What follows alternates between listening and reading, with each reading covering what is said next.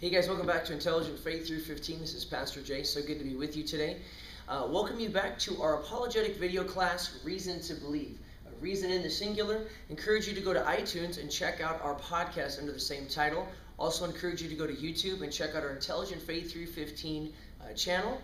And then also go to our mother website, intelligentfaith315.com. We're so glad that you've joined us today.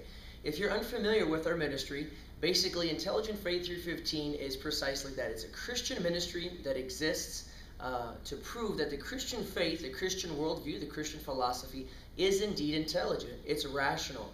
We exist to help people understand the great evidences that are out there for the Christian worldview. So if you're a Christian, we're here to help train you and equip you and to help you understand how to explain and defend the Christian worldview more effectively and precisely. And if you're a non-Christian, if you're a skeptic, an atheist, a humanist, we're especially glad you've joined us because we would like to share with you the evidence and the proof that exists to support and to back up the truth claims of the Christian faith, the Christian philosophy. So this is lesson 3, and today's lesson is called Truth Is It Knowable? Our first 2 lessons, we discussed what is apologetics and why should we do that. And then lesson 2 was War of the Worldviews. Really do encourage you to check out those videos and go through those classes if you get a chance. The first one, of course, deals with why it's important to defend and to be able to rationally explain the Christian faith and worldview. And the second one, the War of the Worldviews, we talked about the 7 major worldviews that exist, all the way from theism to atheism, and the necessity and the importance of understanding what a worldview is and then what the major worldviews are, so that when you speak to people, you can understand where they're coming from and better engage them because you already have a good sense of how they view reality and how they see the world. So that's lesson 1 and lesson 2. And today, as I said, we're getting into lesson 3 concerning truth. Truth, is it actually knowable? Does truth exist, and is it knowable? So we'll talk about 2 major points in our outline through our class. What is truth? And then can that truth be known? We're probably going to do it in 2 or 3 lessons, so I do encourage you to come back and to finish up the lesson. So first one, what is truth? Well, this is really a fundamental question, especially if you're a Christian watching this. I mean, definitely if you're a human, but of course if you're a Christian specifically. Because when Jesus stood before Pontius Pilate, according to John's Gospel in John chapter 18, this is the question that Pontius Pilate posed to Jesus. What is truth? And many people today, especially relativists, agnostics, skeptics, postmodernists, they would have the same question for the Christian. What is truth? How would you define that? What's your theory of truth? Does truth even exist? And if it does, can it be known? Now, for every human, but especially for a person of the Christian worldview, truth is really important to understand and to have a grip on. Because in John 8:32, Jesus told us, and you shall know the truth, and the truth shall set you free. So according to the claims of Christ, undoubtedly the most influential thinker and teacher that ever lived, truth does exist. And when a person comes into contact with that truth, it sets them free. And so this really is a vital issue, especially for Christians, to wrap their minds around, figure out, be able to dialogue about this. Because if Jesus is right, if he is who he claims to be, the Son of God, and if the Christian worldview proves to be true, then discovering and coming into contact with the truth, especially the truth about God, his existence, and how he desires to relate to us, that truth can have a revolutionary, transforming effect on your life. The truth can set you free. So Jesus said that. And he also claimed in John 14:6, he says, I am the way, the truth, and the life. Notice, of course, these are exclusive truth claims. They are singular. And so, again, perhaps Jesus is wrong, perhaps he's lying, perhaps he's deceived. But the fact of the matter is that if he is telling the truth, then he claims to be the way, the truth, and the life. He doesn't claim to have the truth only. He doesn't claim to only teach the truth. He says that he is the singular, exclusive truth. And that makes this very vital to speak about. And if you understand this correctly, in context, in John 14, talking to his disciples, he's claiming to be God. And so again, it's of the utmost importance that we get into this issue. Does truth exist? And then is it knowable? All right, so what is truth? Well, there's a couple of different ways that we can define truth. Truth tells it like it is. Truth corresponds to the facts. and truth matches its object. Now this is pretty much a common sense view of truth. There are numerous theories of truth, numerous ways that people try to define it and explain it.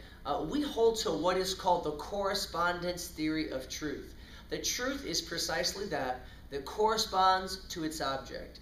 It corresponds to the way that reality really is. Now, you're going to have different theories of truth. You can Google this. You can go get a good book on epistemology or philosophy to read about this. But you have, for example, the coherence theory of truth. That truth is simply that which coheres. So in other words, if you have a system of thought, a system of thinking, and those ideas cohere or stick together within that one system, well, then we accept that as truth. But the coherence theory of truth doesn't really work because you see, let's say you have 5 different belief systems, and each belief system, each philosophy, each worldview is coherent in and of itself. It doesn't have any internally contradicting ideas or statements, but yet each of the different worldviews or truth systems make differing claims about reality.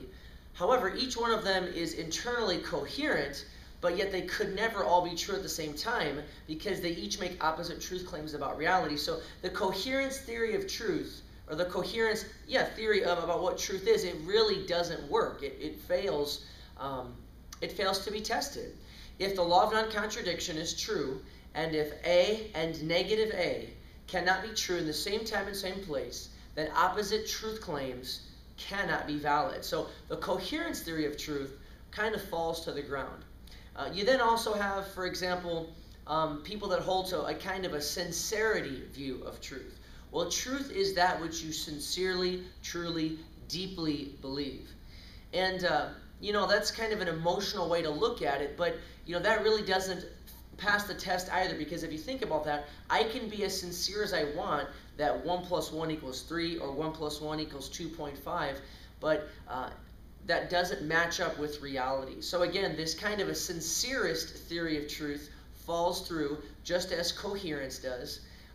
You have many other theories of truth, but it seems that the only theory of truth that really does pass a test of kind of rational investigation, and it's also the common sense theory of truth that people just use in their everyday lives anyway, in our common everyday experience, is the correspondence theory of truth. That truth is that which corresponds to reality. It tells it like it is. When it doesn't tell it like it is, of course we call that a lie or a falsehood, but truth tells it like it is, it corresponds to the facts, and then of course it matches its object. So this is pretty basic, but if that's true, if that is actually the case, then you need to understand the correspondence theory of truth is really the theory of truth that matches up with reality. It's the theory of truth that we use every day. And these other theories of truth, such as correspondence, sincerist, etc., they need to be rejected. So a true statement, for example, matches its object. If you say that this object is a table, well, it actually is a table. And since the statement matches its object, that is what we call truth. Truth matches its object. It tells it like it is. It corresponds to the facts.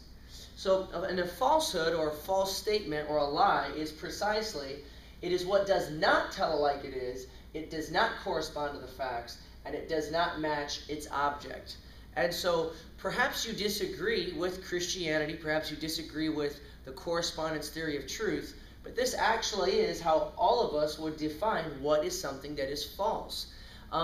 Some people would take the viewpoint of pragmatism. They have kind of a pragmatic theory of truth. Truth is whatever works. Well, that theory of truth doesn't work either, because just because I can get away with something or that it's functional, it doesn't mean that it matches up to reality, and it doesn't mean that it actually describes the object like it is. I could lie, and even though I get away with that, or I could come up with some false practice, but even though it functions, it's not corresponding to its object, and so that doesn't really pass the test either. So something is false when it does not tell it like it is, it doesn't correspond to the facts, and it doesn't match its object. Now, if you're a relativist, if you are a postmodernist, and we're going to address those in just a little while, and you disagree with this, Well, then when you go home at nighttime, you see one of the ways to really test this out in your experience is if you have children or if you have friends and they come to you and they tell you statements that do not tell it like it is, don't correspond to the facts, and don't match its object, well then you shouldn't penalize your children for lying to you, and you shouldn't get angry with your friends for deceiving you. And that's what I'm trying to say, is that one of the tests that we should put these theories through is what you could kind of call the existential test. That on a day-to-day level, how do I use this aspect of reality? What is truth to me in my common everyday experience? And it seems that the correspondence theory of truth not only is the most logically robust, but it's what we use in our everyday experience. So that's what falsity is, or falsehood.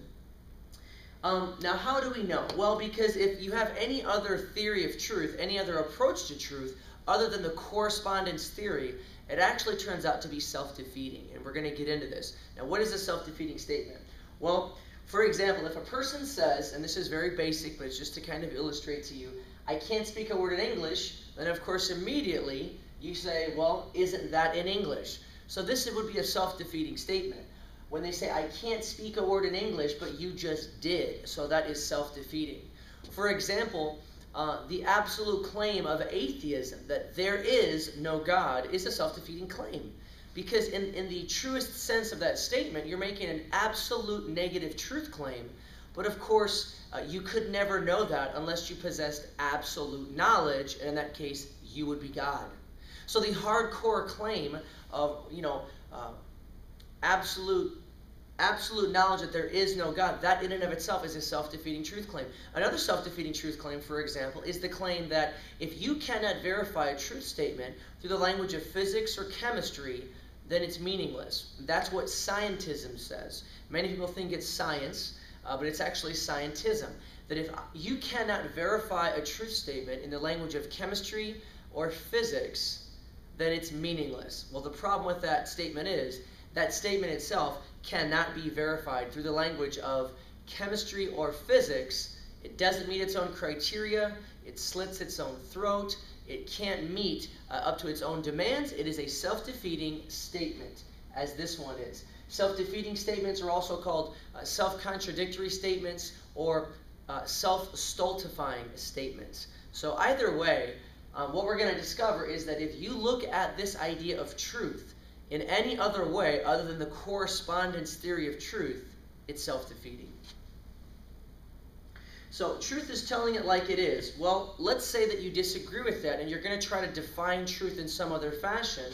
And so you would say truth is not telling it like it is. Well, that is a self-defeating statement, because then again, it begs the question, isn't that telling it like it is? So again, you're seeking to use the correspondence theory of truth to deny the reality of the correspondence theory of truth. So this is one way that we can test truth claims. It's like the laws of logic. If they are violated, well, then we know that that idea or that statement cannot correspond to reality. All right, so what we have here is what some people would call the opponents of truth. We have relativism, which says that it denies absolute truth. We have agnosticism, which denies all truth. We have skepticism, which doubts all truth. Postmodernism, which affirms no truth. And then pluralism, which affirms opposite truth claims. And so, if you're a Christian, you are definitely, without a shadow of a doubt, you're going to come across people that hold to relativism, agnosticism, skepticism, postmodernism, or pluralism. You are definitely going to come across people that, even if they don't realize it, this is actually the kind of a perspective they take on truth. Or perhaps if you are not a Christian watching this, and again, I'm so glad that you're here, you probably more than likely would hold to or agree with one of these perspectives on truth.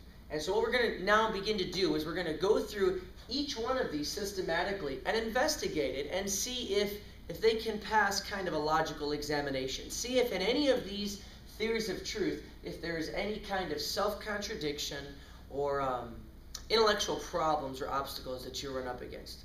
So we'll go ahead and just stop there for today. I do encourage you to come back for part 2 of this lesson 3, Is Truth Knowable? See you next time.